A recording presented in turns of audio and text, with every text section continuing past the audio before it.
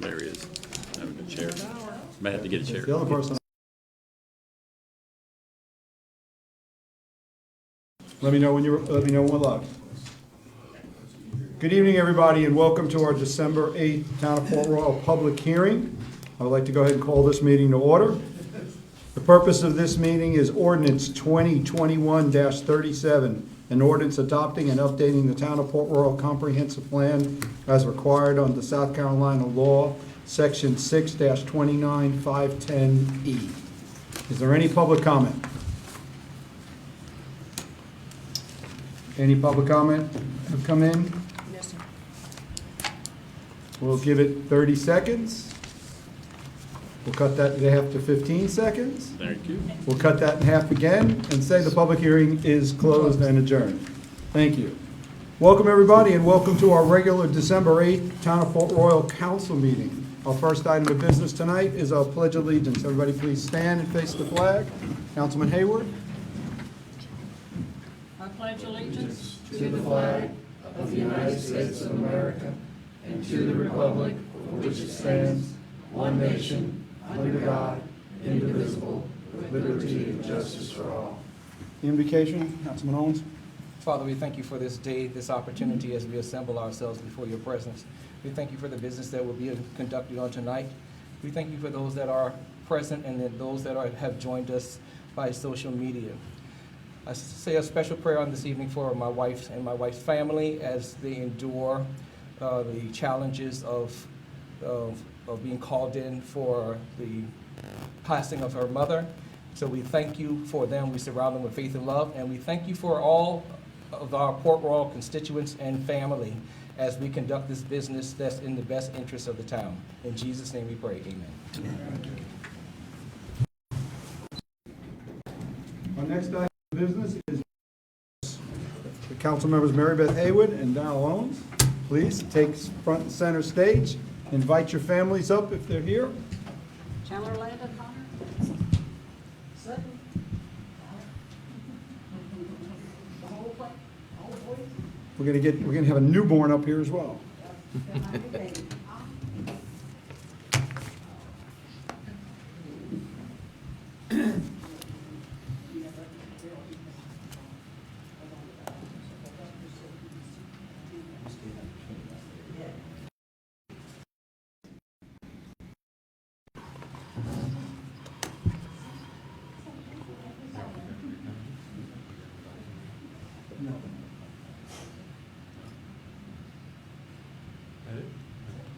All right, Ms. Hayward, Mr. Owens, if you could each raise your right hand, please.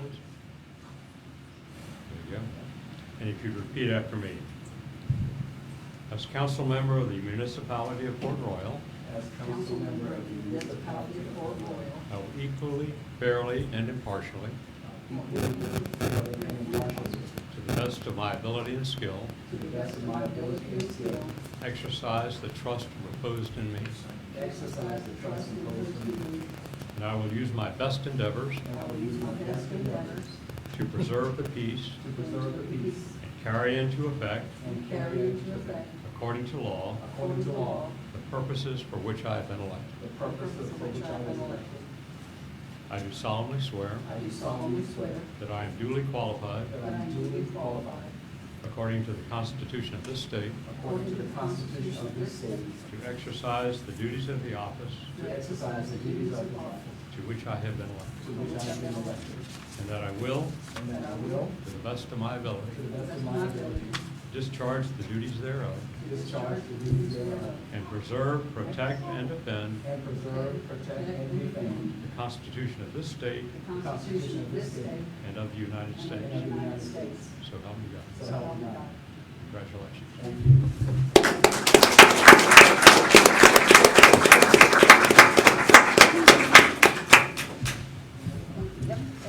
Thank you all. Congratulations. Thank you. Look forward to it. All right, bud. Good job, Mary Beth. Congrats. Thank you.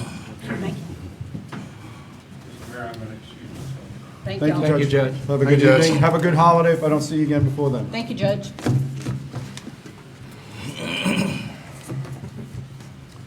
That's my newest. Good? All right. Next item of business is we have approval of minutes. There are 3 sets of minutes that were in our packet.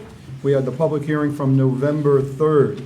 We've got our regular council workshop minutes from November 3rd and our regular council meeting of November 10th. What is the pleasure of council? I make a motion that we approve the minutes from the public hearing of November the 3rd, 2021, the minutes of the council workshop of November the 3rd, 2021, and minutes of the regular council meeting of November the 10th, 2021. Second. We have a motion and we have a second. Any comments, deletions, or addition to the minutes? I have none. Hearing none. All in favor of approving the minutes signify by saying aye. Aye. Opposed? Unanimous. Van, council briefing, updates? Yeah, first, I'd like to ask Ron to come on up. I think he's got some folks he'd like to Great. introduce to you. Remember around Christmas time, we have enough new faces in the police department, so we're gonna kind of funnel through so y'all recognize them. Try to keep up nowadays. Come on up, guys.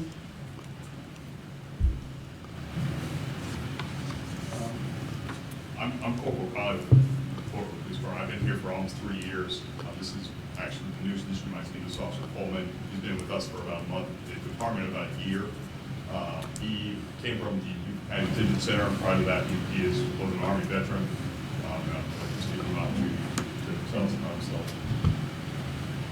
Good evening, everyone. Good evening. Like you said, I was prior Army. I did 7 years at the Youth County Detention Center, and I decided to further my career coming over to Port Royal on the road side of the house. So, absolute pleasure to be here. I'm excited about it. I've met a few of you here and there single-handedly. All good things. All good things. Everybody look at me like that. But, like I said, I've been here for just over a year now, and really excited about it. So, thanks for having me. Welcome aboard. Welcome aboard. Sorry it took so long to get you. Sorry it took so long to get everybody in here with COVID. Things got crazy, but we're trying to get back to what we used to do. Appreciate it, sirs. Appreciate it. Welcome. I like the way you said, to get out on the road now. I like that. You can Appreciate you. Which council members you've met already. It weren't me. What time of the day? Yeah. All right, next, I'd like to ask Scott Clark and Bernadette Clayton from the Friends of Cypress Wetlands to come up. I think they've got some information for you. Thank you, Dan. Good evening, Mayor, Council, and staff. My name is Scott Clark, and as President of the Friends of Port Royal Cypress Wetlands, I would like to proudly announce that we are the recipients of the T-Mobile Hometown Grant. There were over 4,000 applicants for this grant across the entire United States, and that was narrowed down to 25 recipients, and we were one of those 25, so we're very proud about that. And since we applied for this grant on behalf of the town of Port Royal, T-Mobile has asked that, invited the mayor, council, staff, as well as the chief of police and the fire chief to attend the check presentation ceremony, which will be held tomorrow morning, December 9th at 10 o'clock at the Pete Richards Amphitheater up at the Wetlands. They tell me that the event is only going to last 15 to 30 minutes, something like that, so it's not going to take a lot of your time. But I feel this is a pretty important event for the town of Port Royal, so I hope everybody can make it. Is it 9 or 10? It's at 10 o'clock. Yes. Thank you. No, the council. Sure, hold on a minute. Sure, council has something to say. Anybody want to start? Sure, I will. Thank you. Thank you for your hard work. Yeah. The Cypress Wetlands holds a special place in my heart. I was back there in the very beginning when it first started and it first kicked off. And I'm glad to see it continue to grow and continue to move forward. Thank you for your efforts. Appreciate everything you do. We're trying to do a lot of good things up there. We've already done some things that I'll elaborate on tomorrow, and tell everybody what we got planned. Excellent. In partnership. Appreciate that. We thank you Thank for all you. your hard work. And Scott, I know you weren't expecting this, but this is exciting news about the hometown grant from T-Mobile that benefits the town of Port Royal and the Cypress Wetlands. It takes a village, or in this case, a town to get things done. I think it is important to acknowledge a couple of people at this time. First, Scott Clark, for his tireless effort to bring this through the arduous process of presenting a shovel-ready project. It began with planning the project, fundraising from many sources, creating the budget, getting the town's buy-in, completing the application, which included letters of support from the town as well as our state representatives, to having it survive the third quarter application phase of 4,000 plus other applicants that was whittled down to 25 recipients. Plus, Scott will continue to oversee the project until completion. Thank you. Second, another person that we need to acknowledge is we need to thank Mayor Deckard for making all in the town of Port Royal aware of this potential grant source for projects such as this. Thank you. Thank you. Thank you.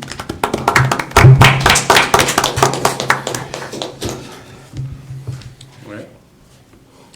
I'd like to give Greg Shelton a few minutes, if you'd like, to talk about your event.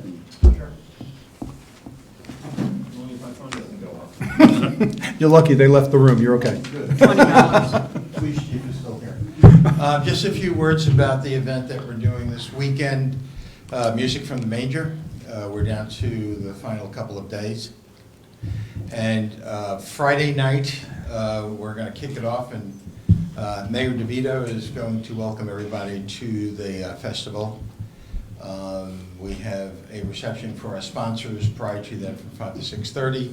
Saturday night, we're opening doors at 6 o'clock, and that's kind of a joke since all of the doors are gone.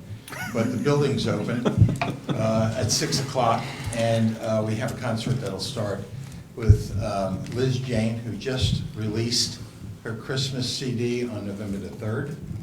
And with that, we have 3 groups that are performing. This isn't a rock concert, just kind of a Christmas concert, so it'll be pretty mellow, but we have 3 groups: Harbor Masters, 12th Street Band, and then Liz Jane. Sunday from noon to 5, everything is outside. The music will be coming from the platform that is outside the warehouse, kind of the building, the warehouse, the platform between the shed and the warehouse itself. And we have on Saturday something like 30 vendors that'll be lined up between the Zenden. We've kind of coordinated with them, the Zenden, and what we've got that are going to be part of Music from the Manger. And we also have a couple of food trucks, I think. There's going to be about 4 of them. So for some of you that have already kind of seen what we've done, the trees are lit. Matter of fact, you can see them as you come down Paris. I want to thank my wife and her crew for getting that done, Jane Abrams and Debbie Ball. And so we found the one spot, by the way, where the railroad had been cemented. So when we went to go spike the trees, it was rebar and a lot of sledgehammers, and I'm not kidding. So that's about what we have going. 3 days of the event. We know this is the inaugural event, and hopefully it'll be something that Port Royal will do in the future years as the Christmas festival. But that's it. We'd love to see you all there. Really appreciate the support from everybody that we've received so far. And the reception tomorrow night is being sponsored by Dick Stewart, so we want to give him a shout out as well. So thank you for coming. Thank you for your hard work on that and the team that you've been doing. Yep. Quite welcome. Great It's been a job. lot. Yeah, and before I get into my briefing as well, I just want to introduce a couple of people, and if they have anything they want to say, they're more than welcome to. But I have Jermaine Robinson and Jimmy Sinelli with the Waste Pro are with us this evening. If y'all had any questions, they're here. And Jimmy, I'll give you the floor if you want it.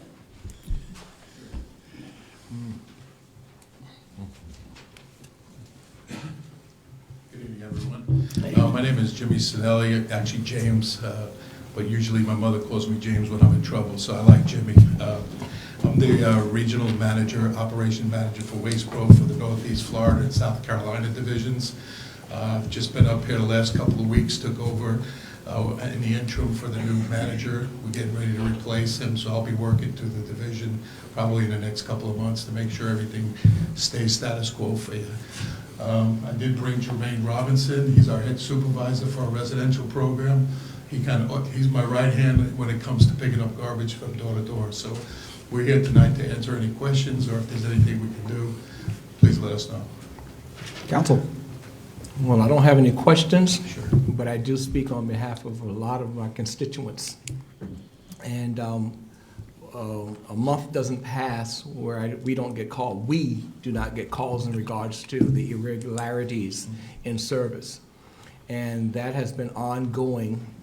And when it was time for us to review and select for the renewal or to award the new contract, we thought about those things also. And I asked the question also, and we consider businesses in Port Royal as our partners. Yes. So you're not our enemies. However, but we're paying for a service, and we expect, at least satisfactory service. And I do understand and take into consideration that things do happen in light of COVID and everything also. However, still does not excuse our responsibilities when we have a contractual agreement to provide a certain or a particular level of service. And so I don't point the finger at anyone, but I think it would definitely do our constituents some good also just to see some improvements and some consistency from what they've experienced in the past. And so, again, as I said, we're glad to have you here. We look at you as a partner, but then again, also we expect, and the bar is high also, we expect a particular level of service to be provided, and that is consistent. And so that's it. We concur. Matter of fact, I did meet with staff last week to go over some of the concerns that have been going on in the past. And I can't fix the past, but I can assure you we're definitely going to fix it in the future. We appreciate that. We have a great group of people just looking for support. I think that was one of the main reasons for the change in management.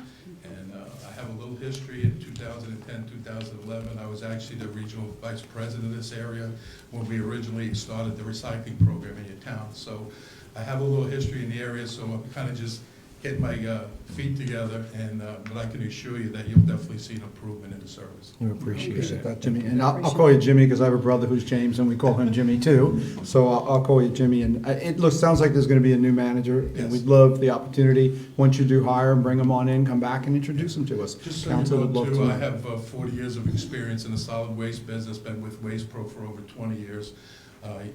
Regionally, and I travel throughout the 8 states that we're in right now. Usually when Mr. Jennings, our CEO, has a problem, he kind of sends me in. So Senior Vice President Fred Woods has been working at the facility with me hand in hand. So just be patient with us, but I can guarantee you, you're going to see a change in the service.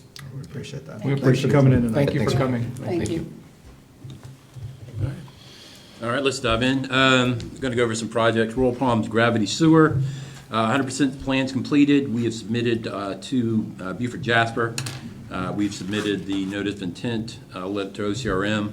We're preparing final comments to address the Buford Jasper request. Obviously, I made you all a little bit aware of that.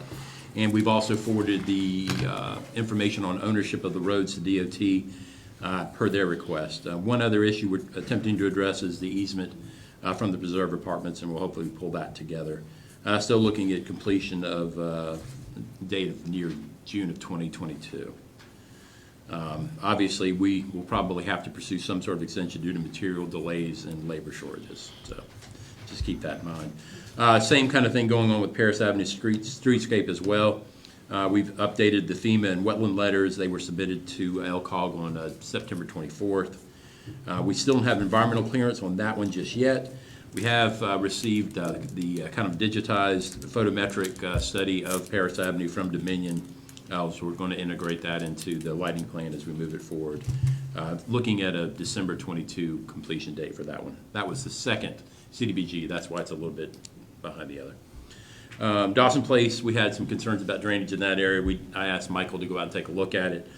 He had concerns about the maintenance of some of the county-owned infrastructure that was adjacent. County could not locate some of those pipes or inlets. We're going to probably get Degler out there and do some cleaning out and rooting around to get that squared away. I think once that's done, that'll help significantly in that area. We did have some drainage issues and picket fences we had some homes that were originally built as far as the first development were on piers with crawl spaces. Then you have some that were built by D.R. Horton that are on slabs, so they bring them filled. So you've got this difference in topography. So we created a kind of some drainage assistance, even though we're not obligated to do that, with lots of budding one another. But we went back in, took a look at it, and we've come up with some more recommendations to help address that for one of the homeowners. Aberley Point, this is an old one, but it's still included in Michael's report. Obviously, with the stand-up curb, that made a significant impact on the flooding that we're seeing in that area, and they are going to address the height and location of some of the boxes to help capture some of that water. Madrid, Paris Avenue, you know, we accumulate a lot of water at that intersection. The plan is when we take a look at the Anchor Park drainage, tying in, creating infrastructure that'll run water from that location into that to get it down to the Cypress well. And so we're going to kind of relook at the entire system through there, which I mentioned there. Duck line, nothing new to report this time. The aerator seems to be working right now. We kind of relocated it because we know we had done some work in there to scoop it out because of the sediment that comes through the piping along 12th Street and through the pipe along Mr. Deloach's property. So we dug it out to kind of address the sediment and created a deep spot for that aerator to go in because if it drifts to some of the shallower spots, it becomes a problem. So Waddell, nothing new to report. You know, we talked about this last month. We met with the SCDOT. They said they were going to take a look at it. They have not reported back anything to us, any sort of status update. So We're going to try to reach back out to them again, Council. Paris Avenue traffic devices. We did get the pedestrian signalization addressed, so, but I think as part of the larger evaluation, you know, we've got the tool study.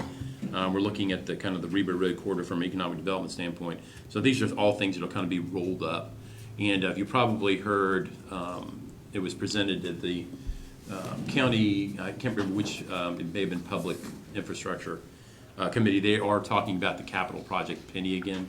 That was part of a presentation that was made by Jared Fralix. So we'll need to make sure that some of the projects that we are considering are rolled up into this. So I think this corridor is going to be one of those in particular that we need to take a look at.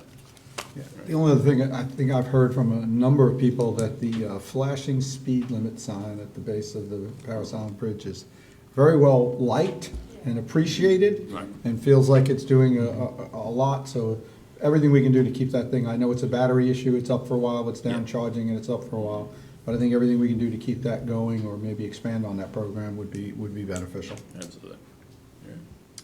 Yeah. Safe Harbor, obviously all of you are aware that it was, the purchase has been confirmed via press release. It was done back in the middle of November, but it's, you know, kind of just recently hit the press.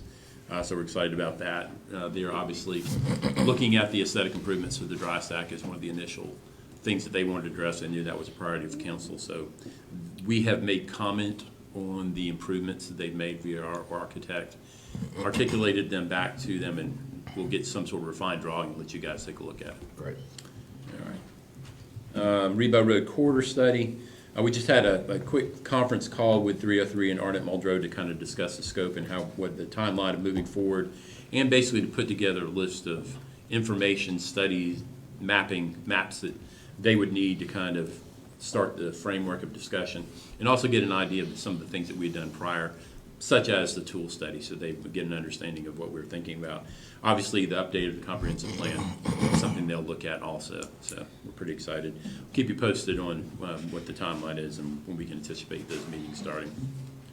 Sands Beach, nothing really new to report. I have asked Michael to pull together a scope of work to resurface and restrike the parking area. So it's definitely in need of that, for sure.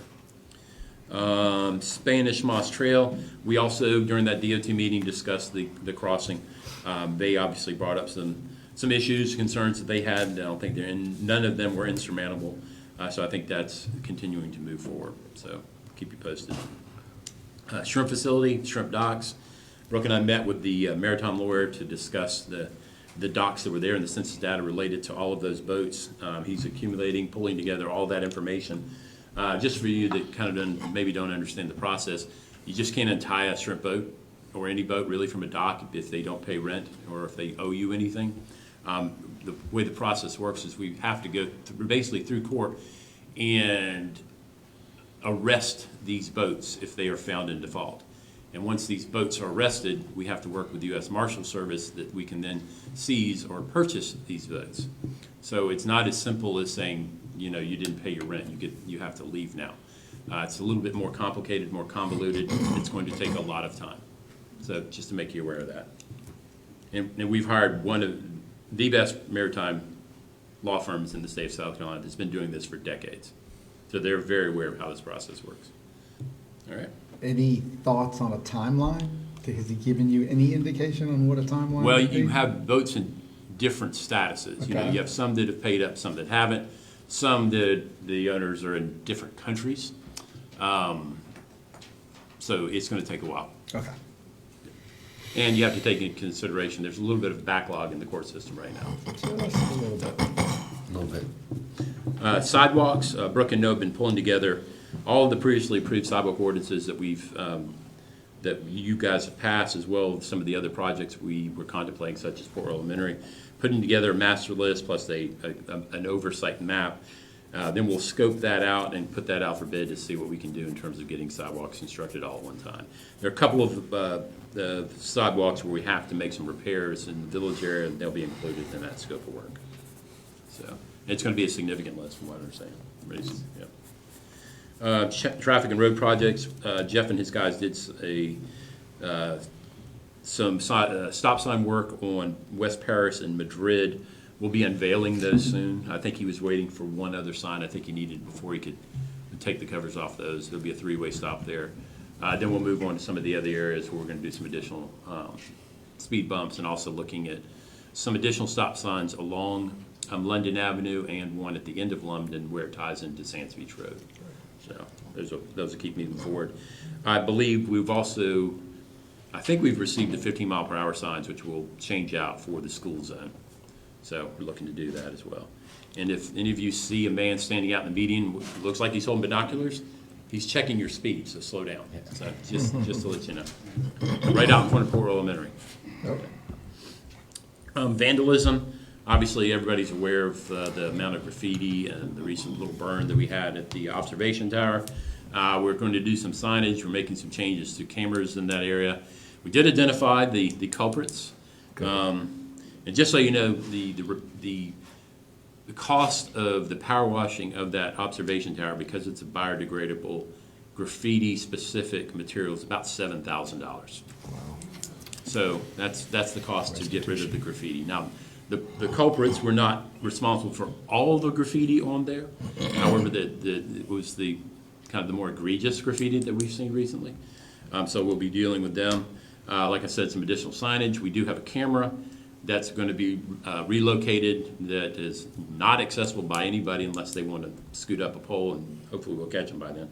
But so we'll be keeping a little bit tighter eye on that.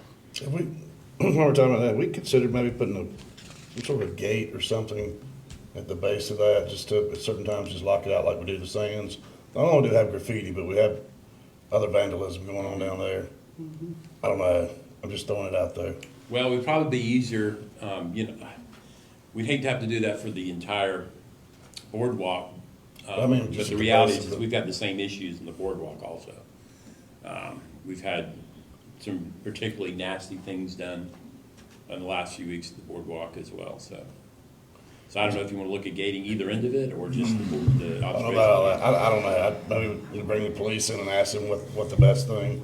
The problem I see is when somebody's there, they can see the police a half a mile away, and they can easily get out of there, I'm sure, before. That's it. It's tough to sneak up on people down there. Yeah. Chief Beach called Dominion Power today. Yeah. They're gonna assist us with getting some power out there so we can have more permanent cameras. And also, there was an idea kicked around, they have like an 11 million lumen street light they can put out there for us if we want something like that. Yeah, but the turtles. That would light that thing up like the sun, and it would make it difficult for them to hide there. I don't know, that's something we definitely need to look at. I want to be cautious about overlighting like that because of light pollution. Let's think about that before we just make a jump. I mean, I think at some point, sometime, maybe lighting the boardwalk, with some low lighting all the way down would be a project we'd want to consider. But you're right, Jerry. We just gotta keep looking at what's the best. Hopefully the cameras are the answer here, let everybody know they're on camera, from now Not only do on. we have Signage. graffiti, we've got people setting it on fire. Yeah, Yeah. yeah. And it's- And that's ridiculous. Yep. And just signage would be a good deterrent, also letting them know I that think you this- are being recorded. Yeah. Can you hold that one up? There's a sample of the new signs that are gonna go up. If Brooke can get her fingernails under it, there you go. So the sample of the new signs that are gonna go up, and maybe one or two of them will add the video surveillance on a couple of them we make in the future, so people know they're under video surveillance when they're out there as well. Let's And be Van, careful. the people that we did catch, are they gonna have to do restitution? That's That to can be be left up decided to by a the judge? judge. By a judge. We don't I get into hope, that. Well, they I hope should. they do. Send a message out. Good people do talk. Very good. Yep. That's all I got. Thank you. All right, American Recovery Act, I provide y'all with a memo. We don't need to take out some formal action in January as to how Well- some of this funds will be set. Before you move on, the only other thing that, in a conversation you and I had, and we had with the chief, I had the chief about this, vandalism is something we need reported. It is one of the things that we realize doesn't happen often enough. Every bit of vandalism, every bit of graffiti that's painted, graffiti that's put on, there's a database for that. There's consistencies. We'd love for you to report it. If you see it, report it, let the police know about it. We want to track what's going on in the town. I hate that we got to be that way, but right now we got to be that way. As you can imagine, $7,000, we'd like to use that money somewhere else, but this is the right place to use it Very this time. selfish act. Would it help to take a photo? Yeah, Just that'd be look- great. Yeah, but, yeah, you could do that in public, so but make sure you report it. Appreciate that. Yeah. Sorry, Ben. Yeah, We can just compare. talking about ARPA real quick, you still have in your folders a memo that I've given you some recommendations on how, that y'all could potentially designate those dollars. So please give that some thought, and we want to maybe take that up formally in January. Right, so let's add that to the workshop in January, to have open conversations about that, and then we can put together something for the January meeting for approval. All right, Naval Hospital sidewalk, still working with Representative Masaw's office to maybe get some traction with the Department of Navy to get it moving. I think they are also getting a little frustrated. They are asking questions and not getting any responses as well. So I do know that apparently they did have a crew out working on the damaged section of fence that's been sitting there for 6 months. So hopefully, we do know that they can move the fence.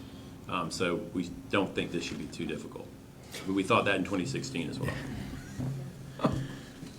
Shell Point Drainage, we had another meeting with the county. They have pulled together the scope of work that basically extends from Hamrick all the way down through Old Shell Point, Cypress, those areas, about the system of the existing infrastructure that's there and the lack of maintenance in some of the areas, but by creating a project that's similar in scope to what we saw in Mossy Oaks, looking at some flap gates, because we realize that because of the topography and tide change, no matter what you build, you're still going to get some impacts from high tides. But they're hoping that some of these flap gates will help accommodate that some. But addressing some of the existing maintenance will certainly be an improvement. So they are pulling all that together to pursue a larger federal grant to do some improvements in that area. All right. FOIs, I'm not sure what the exact number was on that. 9 total This month? this month. No, you had 9 additional FOI requests this month. Moving on, I think we covered Cypress wetlands already, so that's very excited about the grant and doing some significant projects and improvements with the Cypress wetlands. Roof repairs, Brooke was able to get in touch with another roofing company. They gave us an estimate on roof replacement, some repairs. We did identify some brickwork concern on this side of the building that maybe has something to do with some of the water infiltration we'll see, but we're going to deal with that. We've got another contractor coming out tomorrow to take a look at it. Naval Heritage Park, you probably noticed the new ramp plus the stairs that we've added to the gazebo. They're wrapping that up. It's all ADA compliant, so we're pretty excited. Hopefully get that painted and squared away here shortly. And as I mentioned last month, we did submit the PARD grant for the installation of more exercise equipment along pathways in the Naval Heritage Park. So that's pretty exciting. And Jeff and his crew did some light replacements at the Yes. skate park. Yep, they have replaced a lot of the lights that were out. Not a simple project. Obviously, got to bring a lift in. Had to get the lights in. So I think I've gotten some response from that, and people are pleased. So. And Public Works, while we're talking about them, we have hired a new employee in that department. He started a couple of weeks ago. So we're excited about having the addition. I think I still would like to add another man to that department, so we'll continue to keep looking. That's all I've got. Council, any questions to Dan about because we didn't get to do it last week, obviously we're at the Christmas tree lighting, but thank you very much for the update.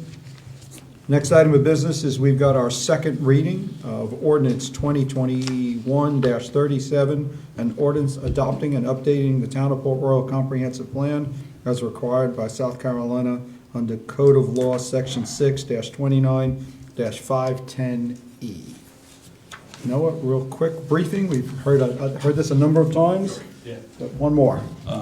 So after a recommendation of approval by the Metro Planning Commission in October, there were a handful of conditions that were part of that recommendation, one of which was to indicate which required elements of a comprehensive plan are in each chapter of our plan, as I mentioned before.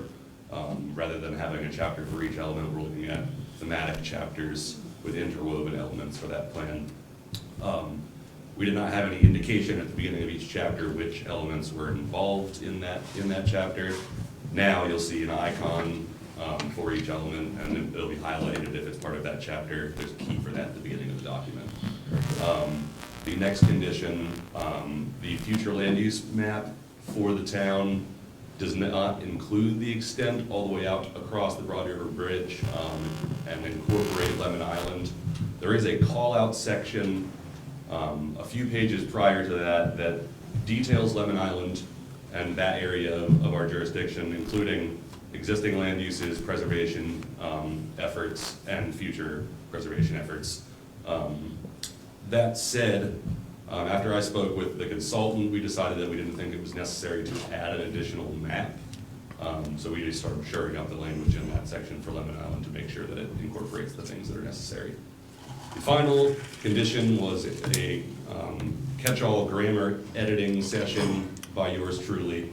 I am still in the process of doing that, but you can rest assured that it'll be cohesive and written well when it's done. So Very good.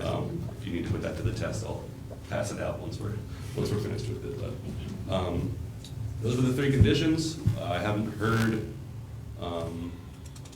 I haven't had a request from the Planning Commission to look at the document. I held, but because of the timing with what I got, I also haven't sent it back to them. So if y'all had any questions of whether or not they have seen it or are on board with the changes that are made, that has not happened. Just for your own awareness. Appreciate all your work on that. So we've had our first, we've had a first reading, we've had our public hearing, we now had a second reading, we had a workshop on this, and the Planning Commission recommended approval with those minor changes which we just heard. So what is the pleasure of council? Move that we approve ordinance 2021-37. Second. We have a motion and we have a second. Any comment? I was going to ask, wouldn't it be able to get it on the website? It is up on the website. Awesome, Yes. great. And I would just encourage everybody to check it out. It is quite comprehensive. They did a really good job with it. So Comprehensive. That's it? it is. Okay. It is. Very. All those in favor signify by saying aye. Aye. Opposed? Unanimous. Thank you. Ben, can you go ahead and introduce the first reading ordinances, please? Yeah, ordinance 2021-38, an ordinance to authorize the town manager to convey excess real property to facilitate construction of sidewalks within the town, described as Beaufort County Tax District 110, map 11, parcel 007A. This is 75 feet. It's not plugged in. Yeah. It's approximately 75 feet on 16th Street, obviously due to the length of the sidewalk. It does comply with the sidewalk construction policy, and obviously will be included in, hopefully this will come up here shortly so you can take a look at it. There you go. And there's the section. 16th Street. There you go. It's really odd. Yeah. Okay.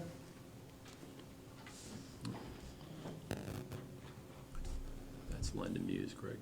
Yes. Yeah. And So that already has a sidewalk in. Yeah, I'll just use this. This is London Muse on 16th Street. And it does have a sidewalk, and this is the section that we'd be adding. Very good.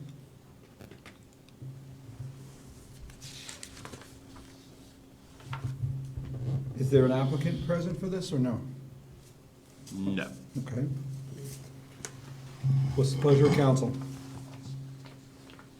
Move that we approve ordinance 2021-38. Second. We have a motion, we have a second. Any comment? Hearing none, all those in favor signify by saying aye. Aye. Opposed? It's unanimous. Next item of business is we've got the two appointments. Both of these are reappointments for the Zoning Board of Appeals and the Steering Committee. Sorry, I don't have those names in front of me. The reappointment is Scott Clark, That's right. and I think he's volunteered to serve another term. If not, I've just put him on the spot. Yeah. That's one way to get them to Yeah, serve. Council want to handle these separately or as a group? It's just that one, and then the other one's the appointments. Let's do them separate. Let's do them separate. So ZBOA, reappointment, Mr. Scott Clark. All those in favor? Aye. Aye. Opposed? It's unanimous. The steering committee, two appointments. Yeah, there's some discussion that we have with Arnott Muldrow and 303 is that we may do 3, 3, and 1. So if y'all want to think about this some more, you're more than welcome to. I don't think there's any significant rush to getting these appointed this particular month. If we wanted to wait till January, I'll leave that up to y'all. Let's defer this to the January meeting and let's decide exactly what the members are going to be so that we can decide on that. Make sense? That's good. This is the steering committee for the River Road Yeah. study. So, yeah, we'll defer that one to January. Okay. Next item of business is our 2022 calendar, which is in front of everybody. There's nothing special in this. It's the traditional first Wednesdays, second Wednesdays, meeting skate. And obviously the December is no meeting because that is the Christmas tree lighting, which will be December 7th next year for the Christmas tree lighting. Council have any questions or concerns? None. We just need a motion to adopt the calendar, So moved. Second. and we have a second. All those in favor signify by saying aye. Aye. Our 2022 calendar is adopted. And from there, we've got important dates. Go ahead, Ben. Yeah, Friday and Saturday, December 10th and 11th, from 6 to 10:30 p.m. We have music from the Manger. On Saturday, December 11th, at 6 p.m., we have the Christmas Golf Cart Parade. And then on Sunday, December 12th, from 12 to 5, we also have music from the Manger, located on the Port property and the building as described by Mr. Shelton, with no doors. No doors, but we're opening the doors. That's right.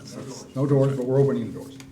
Golf cart parade, looking forward to seeing lots of nice decorated golf carts, unusual vehicles or whatever shows up on Saturday, and we'll hopefully see everybody out there. Council have any other dates or things that we need to notify the public about that you're aware of? No, sir. Hearing none, we'll open it up to council comments. Nothing? I have none. I'll just say, since this is our last council meeting of the year, what a year it's been. We've had a worldwide pandemic, we've had natural disasters in the way of tornadoes. And I've just been really impressed with the way that council, and especially the staff, has handled everything and kept services going. Thank you to the people in this room. As you see, number 3, improve citizens' engagement, so thank you for your engagement. We can't be everywhere at every time, so thank you for the ones that let us know when you see things, and bring up issues. It's very helpful. And as you just saw, we've got millions of dollars of investment now coming to the town, so 2022 will definitely be an exciting year for Port Royal. So I just wanted to say thank you. Hope everybody has a Merry Christmas, and if I don't see you, so. Thank you, Kevin, and absolutely good statements. We are going to open it up to public comment, and I do have one for a non-agenda item. Ms. Gonzalez?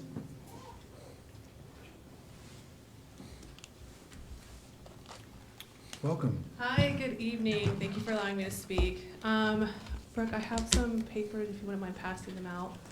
My name is Shannon Gonzalez. Some of you guys might know me as the owner of Toot Sweet Macarons, but I'm here with another hat on. I'm the VP of Low Country Made, the premier pop-up market agency. We're currently operating in Bluffton.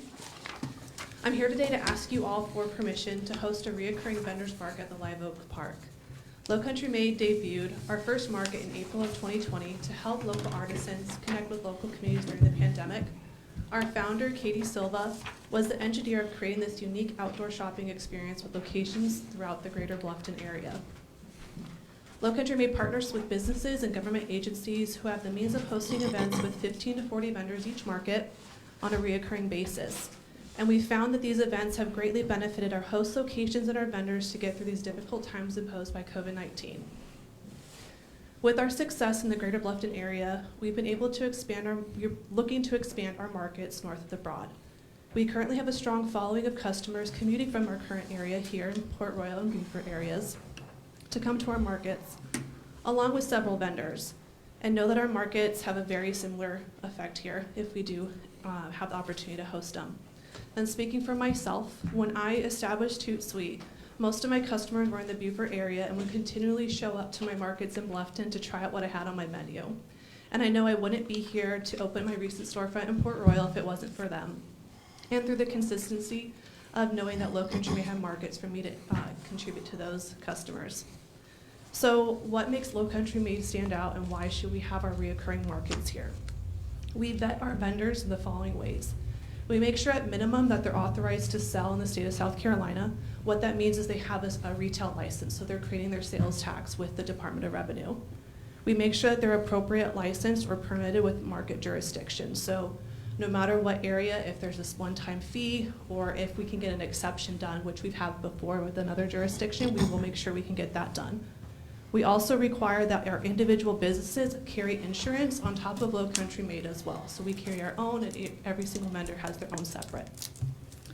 And we make sure that all of our vendors maintain a consistent brand and they're compatible with the other vendors. So we make sure that all of us have the same ideal client, so that way it all is just unanimous in that benefit of the market that we've got here. So some of the market stats that I provided for you guys that we've accumulated over the last year. Our markets comprise about 30% of each vendor's monthly sales. And we currently have over 200 vendors in our market queue to fill events. So we're always having to say no, unfortunately, to several vendors because they fill up so fast. So having a new market in a new area, we're sure to get those slots filled.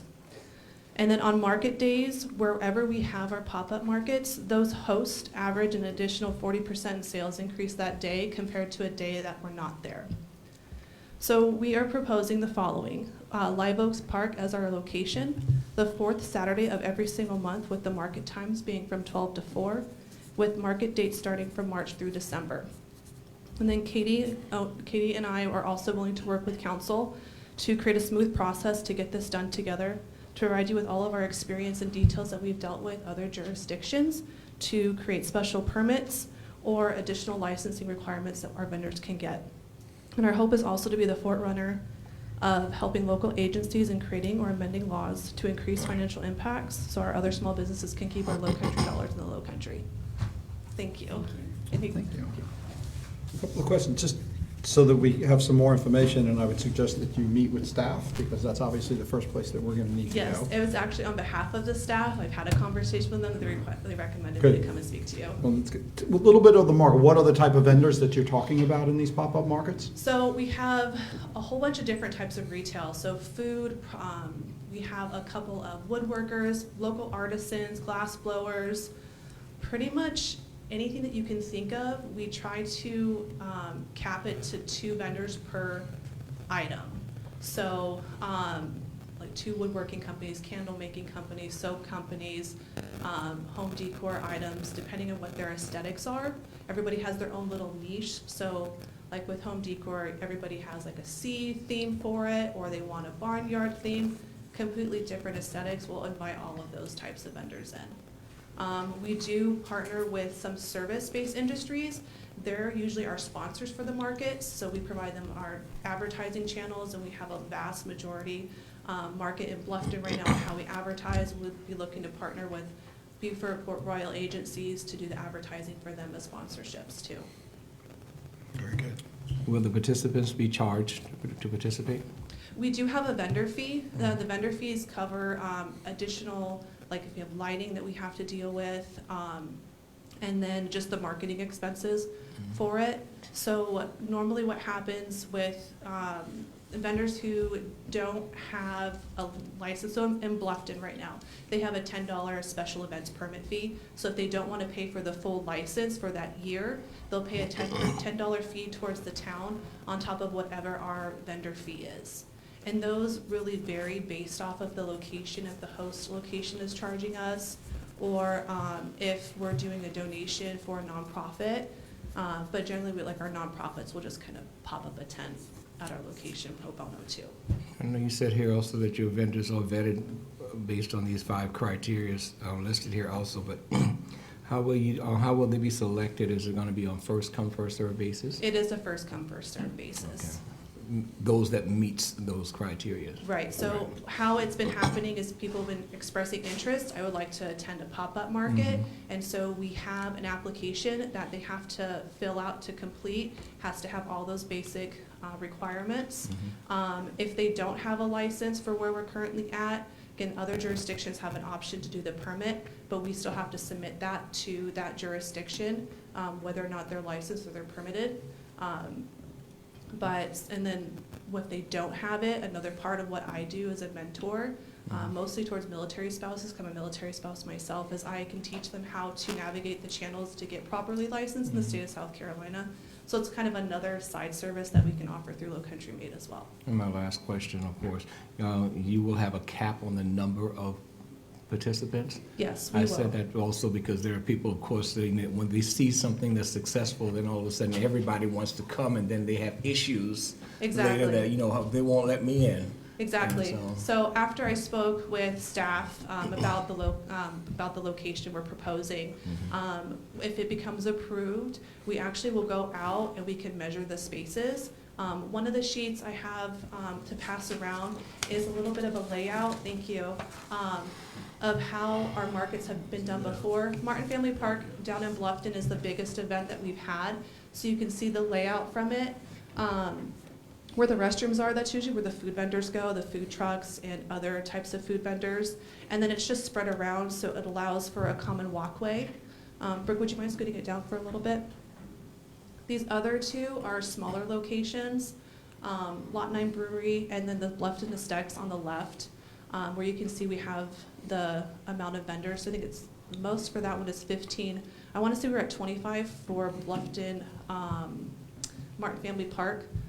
But we will make sure that there's a nice flow going on. It's not congested. It's not just tents.